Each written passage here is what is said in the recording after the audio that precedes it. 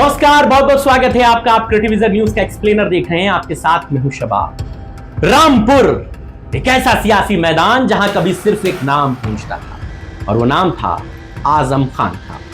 एक ऐसा नेता जिसे उसके समर्थक रामपुर का शेर कहते थे, जिसकी दहाड़ पर चुनावी नतीजे तय हो जाते थे, जिसकी पकड़ इतनी मजबूत थी कि विरोधी यहां कदम रखने से पहले 10 बार सोचे। आजम खान ने जिसके कंधे पर हाथ रख दिया वो कब फर्श से अर्श पर पहुंच जाए वो सोच नहीं सकता था। और आजम खान जब जिससे नाराज हो गए तो फिर उसका सियासी भविष्य खत्म हो जाता था। रामपुर में तो खत्म हो जाता था। इसके कई उदाहरण आज उन्हीं में से एक नाम का जिक्र आपके सामने करने जा रहा हूं।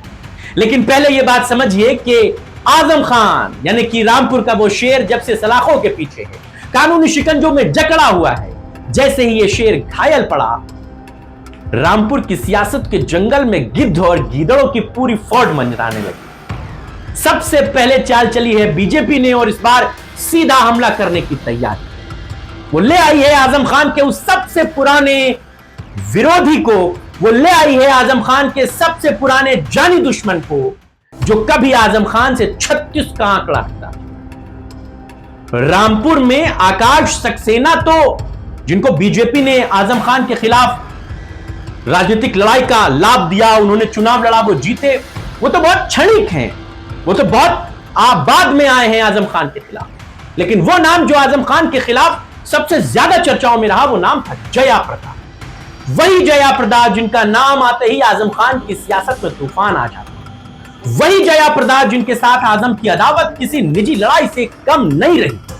ये सिर्फ एक नेता की वापसी नहीं, बल्कि एक सोची समझी सियासी स्क्रिप्ट है, जिसमें बदले की कहानी भी है और सत्ता हथियाने की भूख। हुआ कुछ यूं कि 22 मार्च को लखनऊ में जया प्रदा की मुलाकात बीजेपी के प्रदेश अध्यक्ष पंकज चौधरी से हो गई। फिर वो अपर्णा यादव के घर चली गई उनसे मिलने, और यहीं से शुरू हो गई उनकी सियासी पटकथा की नई कहानी, जिसके आखिर में रामपुर का तख्त बदलने की तैयारी थी। यह मुलाकात महज इत्तेफाक नहीं है, यह इशारा है बीजेपी अब इंतजार नहीं करना चाहती। वो जानती है कि शेर घायल है और यही सबसे बड़ा सही वक्त है आखिरी वार करना। रामपुर की तस्वीर अब बदल गई है दोस्तों। कभी जो सीट आजम खान के इशारे पर चलती थी, वहां अब बीजेपी ने सेंध लगा ली। रामपुर लोकसभा में भी समाजवादी पार्टी को झटका लगा। 5 सीटें हैं, 5 में से 3 विधायक सपा के हैं, 2 विधायक बीजेपी और उसके सहयोगी दल के हैं। विधानसभा में भी किला दरका है समाजवादी पार्टी। और सबसे बड़ी बात यह है कि आजम खान खुद चुनावी मैदान से बाहर है। उनका बेटा अब्दुल्ला आजम भी कानूनी लड़ाइयों में उलझा हुआ है। यानी वो चेहरा, जो ताकत, वो आक्रामकता जो कभी रामपुर की पहचान थी, वो फिलहाल सन्नाटे में। और यही वो सबसे अच्छा मौका है जिसका इंतजार बीजेपी सालों से कर। रणनीति बिल्कुल क्लियर कट है।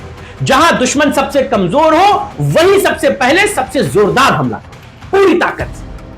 और इस हमले के लिए चुना गया है उस चेहरे को जो आजम खान के लिए सिर्फ राजनीतिक विरोधी नहीं, बल्कि पुरानी जंग का जिंदा प्रतीक है। नाम है जया प्रदा। अब सवाल उठता है कि क्या यह सिर्फ एक वापसी भर है या फिर से रामपुर की सियासत में फाइनल वॉर की तैयारी। अखिलेश यादव भी यह बात जानते हैं, समझते हैं, इसीलिए वो खामोश नहीं। उनको भी पता है कि अगर आजम खान का किला पूरी तरह से ढह गया तो पश्चिमी यूपी में सपा की रीढ़ टूट जाएगी। इसीलिए खान साहब के परिवार को आगे लाया जा रहा है। तंजीम फातिमा को एक्टिव किया जा रहा है। आजम खान की बड़ी बहू सिद्रा खान से अखिलेश यादव खुद बात कर रहे हैं। उनको चुनाव लड़ाने की चर्चाएं चल रही हैं। हर उस चेहरे को तैयार किया जा रहा है जो आजम खान की गैर मौजूदगी में उनके नाम की विरासत को जिंदा रख सके। सवाल यही है कि क्या विरासत उस करिश्मे की जगह ले सकती है जो आजम खान खुद थे? बीजेपी को लगता है नहीं ले सकती। उन्हें लगता है कि अब रामपुर में नाम नहीं, मौका चलेगा। और यही वजह है कि जया प्रदा को आगे करके वो सिर्फ चुनाव नहीं लड़ना चाहते, बल्कि एक पूरी सियासी कहानी लिख देना चाहते हैं अंत तक। ये लड़ाई अब सिर्फ एक सीट की नहीं है, ये लड़ाई बन गई है एक घायल शेर और उस पर टूट पड़ने वाले तैयार गीदड़ों की फौज के बीच की जंग की। रामपुर एक प्रयोगशाला बन गया है, जहां यह तय होगा कि क्या एक नेता की गैर मौजूदगी में उसका साम्राज्य बच सकता है, या फिर सियासत का जंगल हमेशा उसी का होता है जो मौके पर वार करना चाहता है। अब निगाहें 2027 पर टिकी हैं क्या जया प्रदा चुनाव लड़ेंगी? उस किले में घुसकर झंडा गाड़ पाएंगी जहां कभी उन्होंने ही बेइज्जती और विरोध का सामना किया था? 2-2 बार की सांसद रही हैं वो रामपुर से, तब आजम खान उनके साथ थे। या फिर वो आजम खान भले सलाखों के पीछे चले गए हों, लेकिन उनकी सियासी विरासत आखिरी वक्त में ऐसा पलटवार करेगी कि जया प्रदा और बीजेपी का पूरा खेल बदल जाएगा।